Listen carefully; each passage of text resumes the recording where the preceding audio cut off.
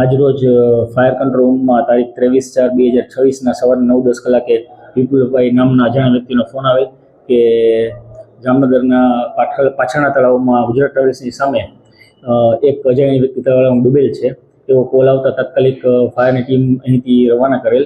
ત્યાં જતાં જોવા મળેલ કે એક વ્યક્તિ નહીં પણ ત્યાં બે વ્યક્તિ ડૂબેલા હતા, જેનું નામ જનીશભાઈ નંદા ઉંમર વર્ષ 12 તથા બીજા છોકરાનું નામ હર્ષિલ રાજેશભાઈ ડાંગર ઉંમર વર્ષ 10 એવું ત્યાં જાણવા મળેલ હતું. બંને છોકરાને રેસ્ક્યુ કરી બહાર કાઢેલ હતા તથા 108 ટીમ પણ બોલાવેલ.